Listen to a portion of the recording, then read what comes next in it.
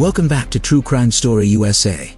Before we begin, I need you to do something for me. I need you to stop whatever you are doing right now and just listen, because what you are about to hear is not just another crime story. This is the story of a man who looked into the eyes of the people around him, smiled warmly, and then destroyed them. This is the story of a killer who sat in courtrooms and charmed reporters. A killer who received love letters while on trial for murder. A killer who escaped from prison not once, but twice. His name was Ted Bundy, and by the time America finally understood what he truly was, dozens of young women were already gone, their families left with nothing but photographs and unanswered questions.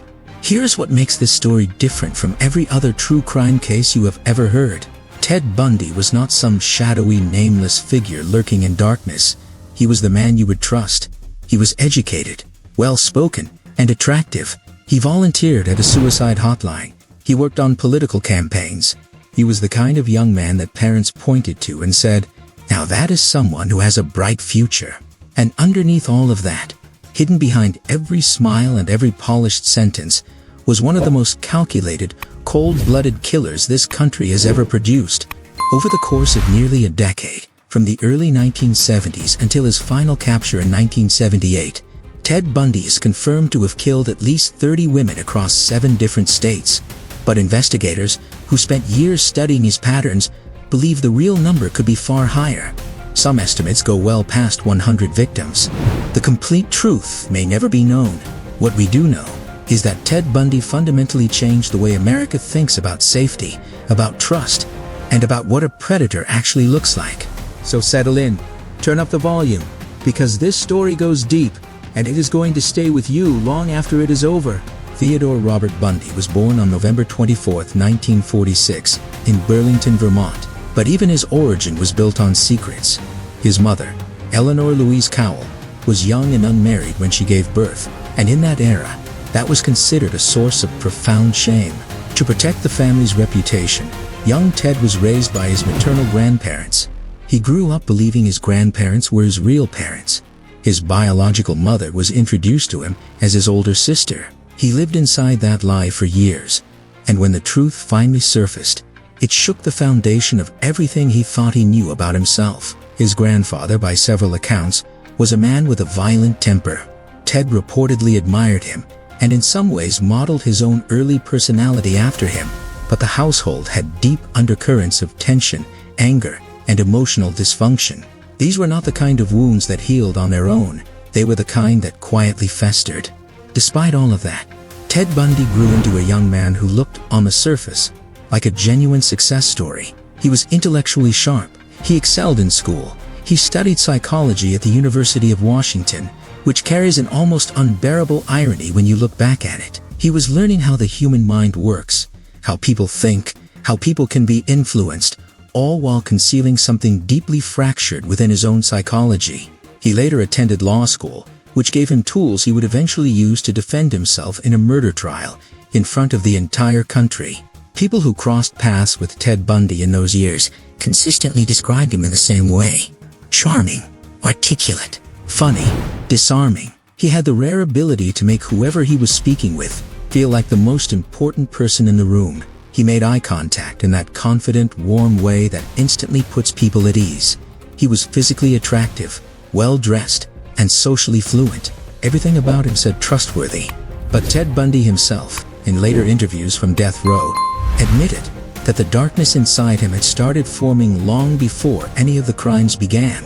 He described a part of himself in detached, almost clinical language, as if it were a separate entity living alongside him, a craving for dominance and control that he spent years trying to suppress.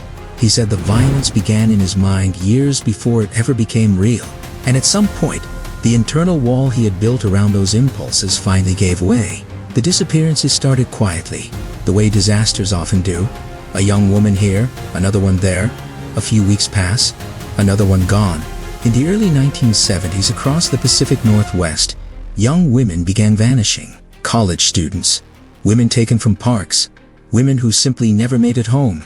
At first, there was no obvious pattern, no witnesses, no evidence, no suspect, just absence, and the grief that filled the space where a person used to be. The victims were mostly young, college-aged women with a remarkably similar appearance. Many had long hair parted in the middle. Many were taken from open public spaces in broad daylight: parks, university campuses, parking lots, places where people felt safe because others were around. That sense of safety was part of the illusion Bundy relied on. He did not hide in the shadows. He operated right in the open, because he knew that nobody expected a well-dressed, friendly young man to be dangerous. Families reported their daughters missing. Detectives opened files. Investigations were started. But the cases kept going cold, partly because the crimes were happening across multiple states, and in that era, law enforcement agencies in different states rarely shared information effectively. There was no centralized national database. A detective in Seattle had no easy way to know about a missing girl in Utah. Each case looked isolated, when in reality, they were all connected by the same pair of hands. The year 1974 was devastating. In Washington state alone, at least 8 young women disappeared within a single year. Linda Ann Healy, a psychology student whose bedsheets were soaked in blood when investigators finally checked her room. Donna Gail Manson, who left her dormitory one evening and was never seen again. Susan Rancourt, Roberta Parks, Brenda Ball, Jorgan Hawkins. Name after name, family after family left shattered. And still, the connection between these cases remained invisible to the outside world. Then came a day that investigators would later call one of the most brazen acts in American criminal history. July 14, 1974, Lake Sammamish State Park in Washington State. It was a beautiful hot Sunday. Thousands of people were enjoying the summer day. Families, couples, college students. It should have been one of the safest places imaginable. And in front of all of those witnesses, in the middle of the afternoon, Ted Bundy went to work. He approached multiple women that day, introducing himself by his first name. He was wearing a sling on one arm. He asked women to help him carry a sailboat to his car. He was charming. He was handsome. He was convincing. Most women declined and thought nothing more of it. 2 did not. Janice Ott and Denise Naslund were both last seen walking away with a man named Ted toward a Volkswagen Beetle parked in the lot. Neither woman was ever seen alive again. But this time, there were witnesses. Dozens of them. Multiple people gave descriptions of the same young man, the same first name, the same car. Composite sketches were drawn up and printed in newspapers across the region, and among the hundreds of tips that flooded the police tip line, the name Ted Bundy appeared multiple times, submitted by different unconnected people who had no way of knowing each other. Investigators looked at him. They contacted him. He was cooperative and polite. He had no violent criminal record. He was a law student. He seemed credible, and so his name was placed on a list with hundreds of others, and the investigation moved forward without him. The monster was questioned and released, and then went right back to killing. In the fall of 1974, Bundy moved to Salt Lake City, Utah, under the pretense of continuing law school. The disappearances followed him there as surely as his shadow. Then they spread into Colorado. He was moving across the country like a slow storm, and the destruction he left behind only became visible in hindsight. One of his tactics was particularly calculated and sinister. He would fake an injury, a broken arm, a leg in a cast, sometimes using an actual plaster cast or a sling to make it convincing. He would approach a woman in a public space, appear helpless or confused, and ask for her assistance. It was the perfect psychological trap. It reversed the power dynamic. He presented himself as vulnerable. He made the woman feel like the capable, helpful one, and the moment she let her guard down, even slightly, he used that opening. There was one woman who survived this encounter and lived to tell the world about it. Her name was Carol Duranche. In November 1974, Bundy approached her in a Utah shopping mall, claiming to be a police officer investigating a break and attempt on her car. He asked her to come with him to file a report. She trusted him. She got in his car. Within minutes, he had handcuffs on her wrist and a crowbar raised above her head. In a moment of pure adrenaline and survival instinct, she managed to throw open the car door and escape onto the street screaming. She flagged down a passing car and survived. She was one of the extraordinarily rare few who got away. On August 16, 1975, a Utah Highway Patrol officer named Bob Hayward noticed a Volkswagen Beetle driving slowly through a residential neighborhood in the middle of the night with its headlights off. He tried to pull the car over. It sped away briefly before stopping. The driver was calm, friendly, cooperative. He said his name was Ted Bundy and that he had been watching a movie. The officer searched the vehicle. What he found changed everything. Handcuffs, a ski mask, a crowbar, a length of rope, an ice pick, a bag with other tools. No movie ticket stub, no logical explanation. Bundy was taken in. And now, for the first time, law enforcement had him in a place where they could look closely. Carol Durant was brought in to view a lineup. She walked down the row, paused, and pointed without hesitation. That is him. That is the man. Bundy was convicted of aggravated kidnapping in Utah and sentenced to 15 years in prison. Colorado then moved to extradite him to face murder charges, and Bundy was transferred. That is when he decided he was not going to stay. On June 7, 1977, during a recess from court proceedings in Aspen, Colorado, Ted Bundy was left briefly unsupervised in a courthouse law library. He walked to the window on the second floor and jumped. He hit the ground, rolled, got up, and ran into the surrounding mountains. He was free for 8 days, roaming the wilderness near Aspen, occasionally encountering hikers and passers-by who had no idea who he was. He was recaptured exhausted, disoriented, and half-starved, but alive. 6 months later, on December 30th, 1977, with the prison largely quiet due to the holiday period, Bundy acted again. Over the preceding weeks, he had been slowly and secretly chipping away at a small section of the ceiling in his cell. He had also been losing weight deliberately, eating less so his body would fit through the narrow opening. When the moment came, he climbed up through the hole, crawled through the space above the ceiling, and dropped down into the apartment of the chief jailer, who was away for the holidays. He found civilian clothes. He walked out the front door, and he walked into the night. 15 hours passed before anyone discovered he was gone.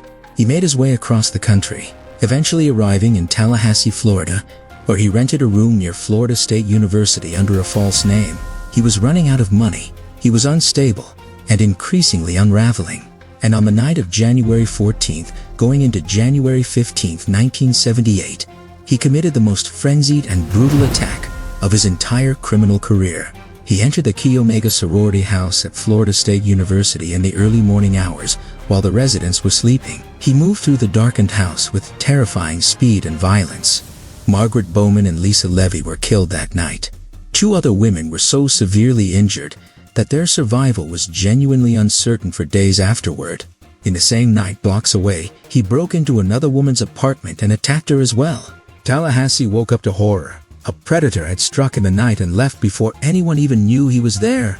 3 weeks later, on February 9, 1978, Bundy abducted a 12-year-old girl named Kimberly Leach from her middle school in Lake City, Florida. She had walked back to retrieve something she had forgotten. She was gone before anyone noticed. Her remains were found weeks later. She was the youngest known victim, and something about that fact, about the absolute innocence of a 12-year-old girl grabbed from her own school in the middle of the day, cut through the American public in a way that was different from anything before it. The end came quietly, almost anticlimactically, considering everything that had preceded it. On February 15, 1978, a Pensacola police officer ran the plates on a vehicle driving erratically. The car was stolen. The driver was taken into custody. When the booking process began and the real identity of the man in custody emerged, the room went cold. Law enforcement agencies across the country were notified. Ted Bundy, one of the most wanted men in the United States, had been caught during a routine traffic stop by chance on an ordinary night. What followed in the courtroom was unlike anything America had ever witnessed. Bundy chose to act as his own attorney. He cross-examined witnesses who had seen him commit the very acts he was being tried for. He argued complex legal motions. He moved through the courtroom with a strange theatrical confidence. Cameras were allowed in, and America watched, riveted, and horrified in equal measure. He was making eye contact with the jury, making arguments to the judge, performing for the cameras, all while the evidence of what he had done piled up around him. Women sent him fan mail. Some declared they were in love with him. He received marriage proposals from strangers who had never met him but had watched him on television. In one of the most surreal moments in American legal history, while a witness named Carol Ann Boone was on the stand testifying on his behalf, Bundy proposed marriage to her directly in the courtroom. She accepted. Under a Florida legal technicality at the time, The declaration in open court constituted a legal marriage. They were married in the middle of a murder trial, in front of a jury, with cameras rolling. None of it worked. On July 24, 1979, the jury delivered its verdict. Guilty. The sentence was death. A second trial for the murder of Kimberly Leach brought a second death sentence. Ted Bundy was going to die in Florida's electric chair. He spent the next decade on death row, filing appeal after appeal, delay after delay. He gave carefully parceled interviews to FBI profilers and investigators, handing out small confessions like bargaining chips, always keeping something back, always trying to trade information for more time. Even at the very end, he was still trying to control the situation, still trying to be the smartest person in the room. On January 23, 1989, the night before his scheduled execution, Bundy finally began confessing in full to investigators from multiple states. He described crimes in Washington, Oregon, Colorado, Utah, Florida. He described locations where remains might be found. He appeared, for the first time, genuinely frightened. The performance was over. The appeals were exhausted. The morning was coming regardless of what he said. On January 24, 1989 at 7:16 in the morning, Theodore Robert Bundy was executed at Florida State Prison. He was 42 years old. Outside the prison gates, a crowd had gathered in the pure dawn darkness. Some held candles, some held signs, some cheered openly when the announcement was made. Local radio stations played celebratory music. It was a strange, cathartic, deeply American moment. A country that had lived under the shadow of this man for the better part of a decade finally breathed out. The impact of Ted Bundy on American law enforcement cannot be overstated. His case exposed massive gaps in how police agencies across state lines communicated with each other, and directly contributed to the development of the FBI's Behavioral Science Unit and more coordinated national tracking systems for serial crimes. The investigation into his murders helped lay the groundwork for the kind of interstate law enforcement cooperation that we now take completely for granted. But the deeper wound he left behind goes beyond policy and procedure. Ted Bundy took something from the American public that has never fully been restored. A certain baseline of trust. A certain belief that danger announces itself. That you can look at a person and know if something is wrong. That a predator will look like a predator. He demolished that belief in the most brutal way possible. He was handsome and educated. He was articulate and helpful. He was exactly the kind of person you would ask for directions, invite to a party, introduce to your daughter. And he used every single one of those qualities as a weapon. That is the legacy of Ted Bundy. Not just the body count. Not just the escaped convict headlines or the circus courtroom. The real legacy is the lesson that evil does not need a monstrous face. Sometimes it walks right up to you with a smile and a cast on its arm and asks if you could help for just a moment. And by the time you realize what is happening, it is already too late. This has been True Crime Story USA. If this story left you shaken, that is the right response. Stay aware out there, stay safe, and we will see you in the next one.